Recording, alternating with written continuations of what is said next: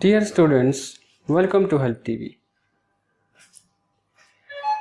पिछले लेक्चर में हमने सर्किट एनालिसिस के कुछ बेसिक से मेथड देखे थे, कैसे हम सर्किट को एनालाइज कर सकते हैं और उसमें डिफरेंट करंट्स ऑफ वोल्टेजेस को इन कॉम्प्लेक्स सर्किट्स में हम कैसे फाइंड कर सकते हैं।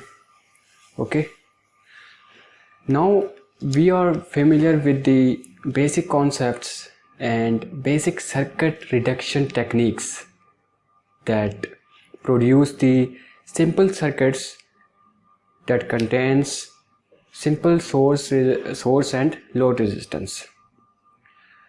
Now I will explain the basic circuit analysis theorems that have applications not in AC and DC circuits but also in linear and some of the non-linear electronic circuits. Okay, in this lecture series I will discuss 4 basic and fundamental theorems of the circuit analysis that are very much important in circuit analysis.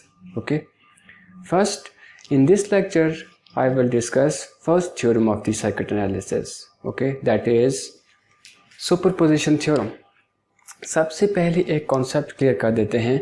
अगर superposition theorem पर जाने से पहले एक concept clear कर देते हैं। अगर आपके पास एक सर्किट है लाइक दिस और आपने इस एलिमेंट का रिस्पांस फाइंड करना है, इस एलिमेंट का रिस्पांस फाइंड करना है, जबकि आपके सर्किट में मोर देन 2 सोर्सेज लगे हुए हैं, तो आप कैसे फाइंड करेंगे? ओके, आप एक एलिमेंट का रिस्पांस जबकि वहाँ पे 2 सोर्सेज हैं, तो आप कैसे दो से ज़्यादा सोर्सेज है तो आप उस एलिमेंट का रिस्पांस कैसे फाइंड करेंगे in complex circuits.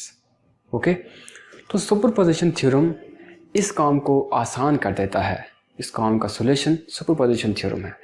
Superposition theorem according to this theorem, अगर आपके पास एक सर्किट है जिसमें 2 या 2 से ज़्यादा सोर्सेज लगे हुए हैं, तो आप किसी एक एलिमेंट का अगर रिस्पांस फाइंड करना चाहते हैं तो आपने सिंपली करना क्या है कि आपने एक सोर्स को एट अ टाइम कंसीडर करना है और उसकी रिस्पेक्ट से आपने उस एलिमेंट का रिस्पांस फाइंड करना है, और अदर जो भी वोल्टेज सोर्सेज होंगे उनको आपने शॉर्ट सर्किट करना है अगर आपको उनकी इम्पीडेंस नहीं पता।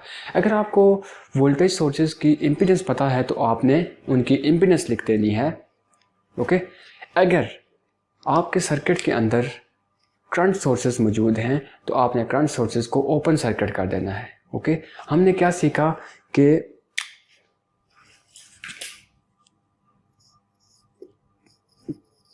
Consider one source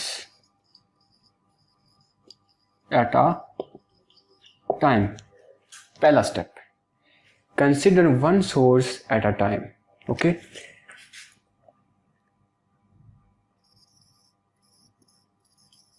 other voltage sources short circuited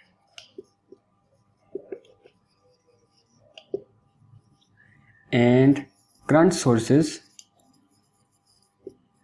open circuited.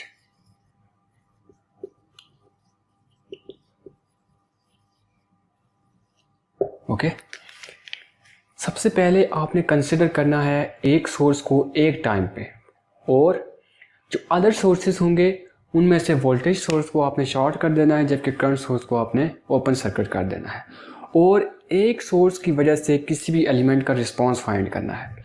जब आप एक सोर्स की वजह से किसी भी एलिमेंट का रिस्पांस फाइंड कर लेंगे, फिर आपने उसी सोर्स को शॉर्ट सर्किट करना है और अदर सोर्सेज को कंसिडर करके सेम स्टेप्स को रिपीट करना है आपने। ओके, सबसे पहले आपने सोर्स को सिलेक्ट कर लिया, उसके बाद उसको अदर सोर्सेज को शॉर्ट सर्किट और ओपन सर्किट भी कर लिया आपने।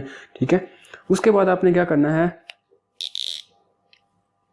आपने जस्ट उसका रिस्पांस फाइंड करके तो आपने इस किसी भी एलिमेंट के थ्रू करंट या वोल्टेज को फाइंड कर उसका रिस्पांस फाइंड कर लेना है, और एंड पे आपने क्या करना है, स्टेप नंबर 2, जब आपने स्टेप्स कर लिए तो add response due to all sources.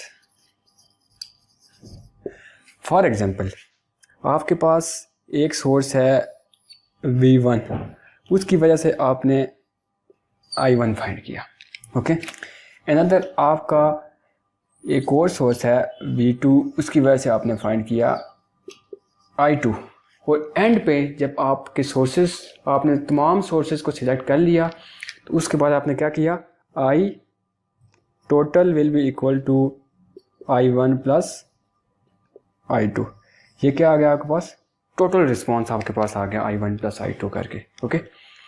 अब सुपरपोजिशन थ्योरम का हमने सीखा कि क्या करता है, ये आपके कॉम्प्लेक्स सर्किट्स में जहाँ पे एक या एक से ज़्यादा सोर्स, दो या दो से ज़्यादा सोर्सेज हों, वहाँ पर किसी भी एलिमेंट का रिस्पॉन्स फाइंड करता है। और जब टोटल रिस्पॉन्स हम फाइंड करते हैं तो वो sum of the all responses due to the voltage sources, okay. ये हमने सीख लिया, इसमें कोई मसला मसाइल तो नहीं है।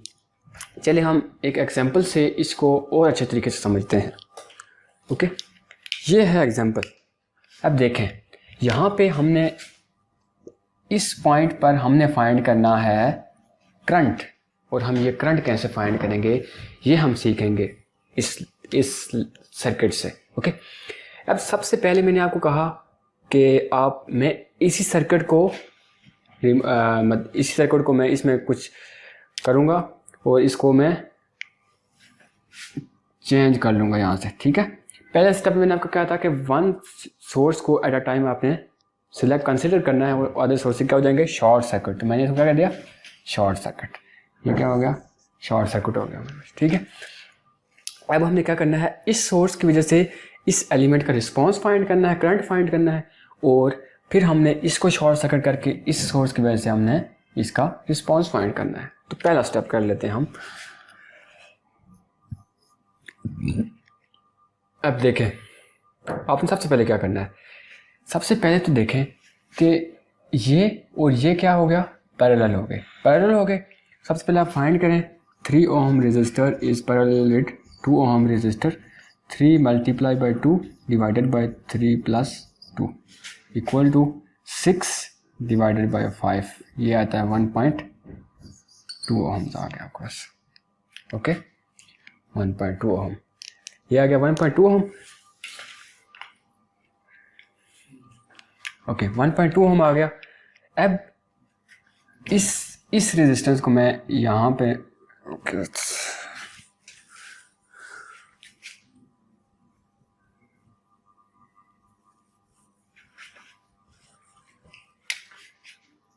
पहला step, 3 ohm is parallel with 2 ohm which is equal to 1.2 ohms.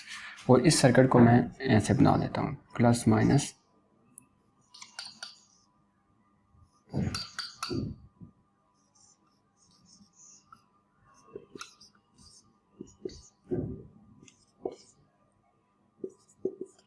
ये आ गया। अब हमने क्या करना है, हमने इसमें से टोटल करंट जो यहाँ से आ रहा है ना, ये आई हो गया। अब हमने सबसे पहले आई फाइंड करना है, आई फाइंड करना है हमने यहाँ पे। तो आई हमारे पास क्या आ जाएगा, I equal to V divided by 2, 3.2, 4.2, 4.2 divided by 4.2 equal to 1 ampere, okay. अब हमें पता चल गया टोटल करंट। अब मैंने आपको कहा था कि अगर दो या दो से ज़्यादा रेजिस्टेंस पैरेलल में हूँ तो वहाँ पर करंट जब फाइंड करते हैं तो हम क्या लगाते हैं, current divider rule. Current divider rule क्या कहता है कि वो करंट को फाइंड कर लेता है अगर आपके पास रेजिस्टेंसेस पैरेलल में लगी हुई हैं। ये देखें, यहाँ पे ये दोनों रेजिस्टेंस क्या लगी हुई हैं, पैरेलल लगी हुई हैं, तो आप इनमें करंट फाइंड कर सकते हैं, जो कि मैंने आपको पहले, इसीलिए मैंने आपको पहले बेसिक से कुछ रूल्स सिखाए थे ताकि आपको जो कॉम्प्लेक्स टॉपिक्स हैं, और मैंने आपको बताया भी था कि अगर आप इन बेसिक कॉन्सेप्ट्स को सीख लेते हैं तो आपको कॉम्प्लेक्स और जो आपके पास एडवांस टॉपिक्स हैं उनमें आपको कोई भी मसला नहीं होगा। अब देखें, ये 1 एम्पेयर आ गया। अब आप क्या करें, अब आप इस सर्किट को लें, यहाँ पे क्या है, प्लस माइनस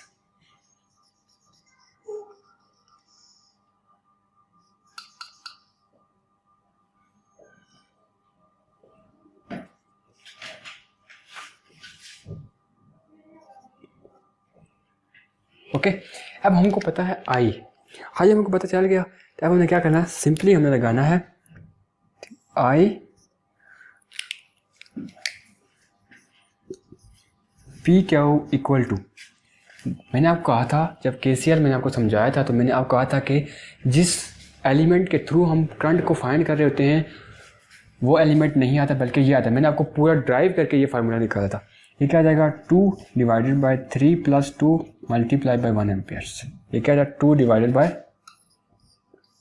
5, 2 डिवाइडेड बाय 5 आ गया। इसकी ये आ जाता है 0.4 एम्पियर्स आ गया होगा। ओके, ये आ गया एक रिस्पॉन्स आ गया, इसको हम क्या देते हैं I1 आ गया। अब सेकंड में जाते हैं हम और दूसरे सोर्स की वजह से निकालते हैं। दूसरे सोर्स की वजह से हम देखें, दूसरा सोर्स ये वाला। अब हमें इसको शॉर्ट कर देना है। अब मैं इसी को यहाँ पे मैं चेंज कर रहा हूँ, इसको शॉर्ट कर दिया मैंने और इसको मैंने कंसिडर कर लिया। अब देखें कि सबसे पहले हमने क्या करना है, ये और ये सीरीज़ में है तो इनको हम एक बना लेते हैं, 3 हो जाता है, ये 3 ओम आ गया। उसके बाद ये 3 ओम आ गया और यहाँ पे वोल्टेज सोर्स लगा हुआ है पॉजिटिव नेगेटिव यहाँ पे। इसको हम कंसिडर नहीं करते क्योंकि ये हमारी डिज़ायर्ड नहीं है। हमने बेसिकली फाइंड यहाँ पे करना है, इसलिए हम यहाँ तक इसको कंसिडर करते हैं क्योंकि उसका इसमें कोई इफेक्ट भी नहीं है और ये हमारा डिज़ायर्ड जो रिस्पॉन्स है उस पर इसका कोई इफेक्ट नहीं है, इसलिए हमने उसको कंसिडर नहीं कर रहे। इसको हम इसलिए कंसिडर कर। अब देखें, अब इसमें क्या होगा, अब हमने इसमें क्या करना है कि हमने सबसे पहले तो इसमें इन दोनों को पैरेलल में सॉल्व कर दें। पैरेलल में सॉल्व किया तो क्या आता है 3 इज पैरेलल टू 3, तो ये आता है 3 multiply by 3 divided by 3 plus 3 equal to 9 और 6। 9 डिवाइडेड बाय 6 आपको आता है 1.5 ये आ गया हमारे पास। टोटल रेजिस्टेंस आ गई। अब टोटल रेजिस्टेंस आ गई तो हम टोटल रेजिस्टेंस आ गई तो अब हम इजीली फाइंड कर सकते हैं क्या, करंट हमारे पास क्या होता है, current is equal to V over R। Okay, हमारे पास क्या है, वोल्टेज क्या है हमारे पास 3.5 डिवाइडेड बाय 1.5, आंसर जो भी आता है आपका 0. इसका आंसर आएगा आपके पास, इसका आंसर 1 पॉइंट कुछ आएगा आपके पास, 1.6 इस तरह कुछ आता है। ठीक है, अब ये आ गया हमारे पास करंट, दूसरा करंट भी आ गया हमारे पास। अब हमने क्या करना है, अब हमारे पास आई करंट आ गया। अब हमारे पास आसान है, अब हमने क्या करना है कि I P Q equal to 3 divided by 3 plus 3 multiply by 1.6, तो ये आपको आंसर आ जाता है आपके पास 0.4। ये दोनों आ गया आपके पास, ये आई पी क्यू भी आ गया और ये दोनों आ गए। अब हमने क्या करना है, अब यहाँ पर देखें, ये यहाँ से ऐसे आ रहा है और ये यहाँ पे ऐसे जा रहा है, तो हमारे पास टोटल करंट क्या हो जाएगा, I T will be equal to 0.